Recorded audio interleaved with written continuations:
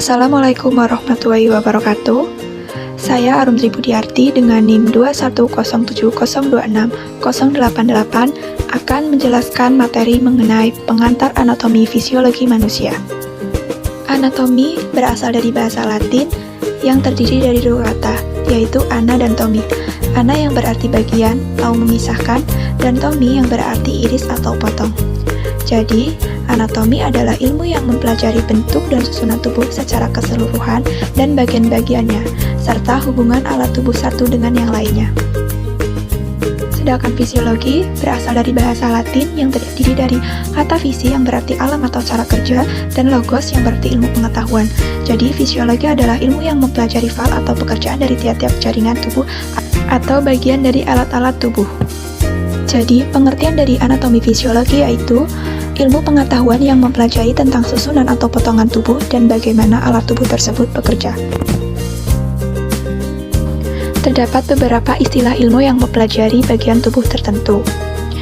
Osteologi adalah ilmu yang mempelajari tentang tulang, artologi adalah ilmu yang mempelajari tentang sendi, miologi ilmu yang mempelajari tentang otot, neurologi ilmu yang mempelajari tentang saraf dan struktur saraf, kardiologi ilmu yang mempelajari tentang jantung, gastrologi ilmu yang mempelajari tentang saluran pencernaan, oftalmologi ilmu yang mempelajari tentang mata, urologi ilmu yang mempelajari tentang saluran kemih dan sistem reproduksi, dermatologi ilmu yang mempelajari tentang kulit, dan yang terakhir spankologi adalah ilmu yang mempelajari tentang sistem organ.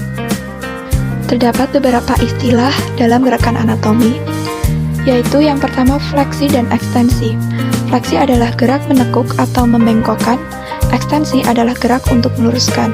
Contohnya, gerakan ayunan lutut pada kegiatan gerak jalan, gerakan ayunan ke depan merupakan fleksi dan ayunan ke belakang disebut ekstensi. Selanjutnya ada aduksi dan abduksi.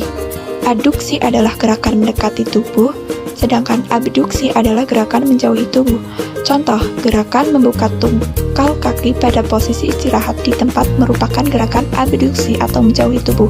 Sedangkan bila kaki digerakkan kembali ke posisi siap merupakan gerakan adduksi atau mendekati tubuh. Inversi dan eversi.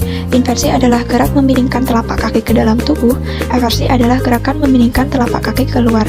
Perlu diketahui untuk istilah inversi dan eversi hanya untuk wilayah di pergelangan kaki. Supinasi dan pronasi. Supinasi adalah gerakan menengadahkan tangan, sedangkan pronasi adalah gerakan menelungkupkan. Perlu diketahui istilah supinasi dan pronasi hanya digunakan untuk wilayah pergelangan tangan saja. Selanjutnya endorotasi dan eksorotasi. Endorotasi adalah gerakan ke dalam pada sekeliling sumbu panjang tulang yang bersendi atau rotasi, sedangkan eksorotasi adalah gerakan rotasi keluar. Selanjutnya yaitu mengenai struktur tubuh manusia. Di dalam gambar tersebut merupakan urutan dari struktur tubuh manusia. Yang pertama yaitu sel. Sel adalah dasar terkecil, unsur dasar jaringan tubuh yang terdiri atas inti sel atau nukleus dan protoplasma. Yang kedua yaitu jaringan, yaitu kumpulan sel khusus dengan bentuk dan fungsi yang sama. Yang ketiga yaitu organ. Organ adalah kumpulan jaringan dengan fungsi yang berbeda membentuk fungsi khusus. Yang keempat yaitu sistem organ. Sistem organ adalah kumpulan organ yang bekerja sama membentuk fungsi tertentu. Sel adalah bagian terkecil dari tubuh manusia.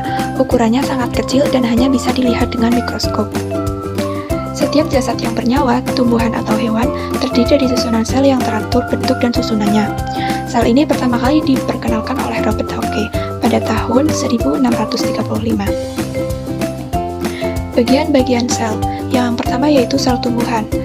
Sel tumbuhan terdiri dari dinding sel, selaput plasma, nukleus, retikulum endoplasma, ribosom, sitoplasma, badan Golgi, mitokondria, vakuola, dan kloroplas. Sedangkan pada sel hewan, yaitu terdiri dari retikulum endoplasma, lisosom, vakuola, mitokondria, badan Golgi, nukleus, sitoplasma, nukleus, dan membran sel. Selanjutnya jaringan. Jaringan adalah sekumpulan sel yang mempunyai bentuk, ukuran, struktur, fungsi yang sama. Pada hewan dan manusia, terdapat 4 macam jaringan utama. Yang pertama yaitu jaringan apital, yaitu jaringan yang berfungsi untuk melapisi permukaan organ. Yang kedua yaitu jaringan ikat, yang berfungsi mengikat jaringan dan alat tubuh. Yang ketiga yaitu jaringan otot, terdiri dari otot polos, otot lurik, dan otot jantung. Yang keempat yaitu jaringan saraf, yang berfungsi mengatur aktivitas tubuh, reseptor, dan efektor. Yang pertama yaitu jaringan epitel. Jaringan epitel adalah jaringan penutup yang menutupi tubuh atau permukaan tubuh bagian luar dan bagian dalam yang berhubungan dengan udara seperti kulit. Jaringan ini berfungsi untuk melindungi organ yang dilapisinya sebagai organ sekresi dan penyerapan. Jaringan epitel menurut jenisnya ada dua. Yang pertama yaitu jaringan epitel membran, yaitu menyusun lapisan atas permukaan tubuh. Yang kedua jaringan epitel glandular, yaitu menyusun kelenjar. Fungsi jaringan epitel yang pertama yaitu proteksi, melindungi jaringan yang ada di bawahnya. Absorpsi, yaitu menghisap zat-zat yang ada di luarnya. Yang ketiga sekresi, yaitu menghasilkan zat-zat yang berguna bagi tubuh. Yang keempat, menerima rangsangan dari luar. Yang kelima, ekskresi, yaitu mengeluarkan zat-zat yang tidak berguna. Yang terakhir yaitu filtrasi, menyaring zat. Yang kedua yaitu jaringan ikat. Sesuai namanya, jaringan pengikat berfungsi untuk mengikat jaringan dan alat tubuh. Macam-macam jaringan ikat yaitu jaringan ikat sejati, contohnya jaringan ikat longgar dan jaringan ikat padat. Yang kedua yaitu jaringan ikat cair, meliputi jaringan darah dan jaringan limfe. Yang ketiga, jaringan ikat penyokong, meliputi jaringan tulang dan jaringan tulang rawan. Fungsi jaringan ikat: 1. Membuat bahan-bahan interselular. 2. Membuat sel darah. 3. Fagositosis atau memakan bakteri atau benda asing yang masuk ke tubuh. 4. Membuat antibodi. 5. Membuat heparin yang berfungsi untuk mencegah pembekuan darah selama di dalam salurannya. Selanjutnya yaitu jaringan otot. Adalah sel otot yang bentuknya panjang dan ramping. Tiap sel otot mempunyai serabut otot dan beberapa serabut otot dikumpulkan menjadi sebuah alat tubuh yang disebut otot daging. Jaringan otot dapat dibagi menjadi 3. Yang pertama yaitu otot polos. Otot polos berfungsi dalam memberikan gerakan di luar kehendak, misalnya gerakan sepanjang saluran pencernaan. Yang kedua yaitu otot lurik, yaitu otot yang menempel pada rangka dan berfungsi untuk menggerakkan rangka dan mampu berkontraksi secara cepat dan kuat. Yang ketiga yaitu otot jantung. Fungsinya yaitu membantu jantung berkontraksi untuk memompa darah dan keluar dari jantung. Yang keempat atau yang terakhir yaitu jaringan saraf. Jaringan saraf adalah jaringan yang berfungsi untuk mengatur aktivitas otot dan organ serta menerima dan meneruskan rangsangan. Bentuk sel saraf seperti bintang, mempunyai ekor panjang. Selanjutnya yaitu organ. Organ adalah kumpulan beberapa jaringan untuk melakukan fungsi tertentu di dalam tubuh. Contohnya, kulit yang menutup permukaan luar tubuh kita. Ada jaringan pengikat, epitel, otot, pembuluh darah, saraf, dan semuanya itu bersama-sama berfungsi, sehingga kulit terlindungi dari kekeringan, panas, infeksi, dan lain-lain. Selanjutnya sistem organ.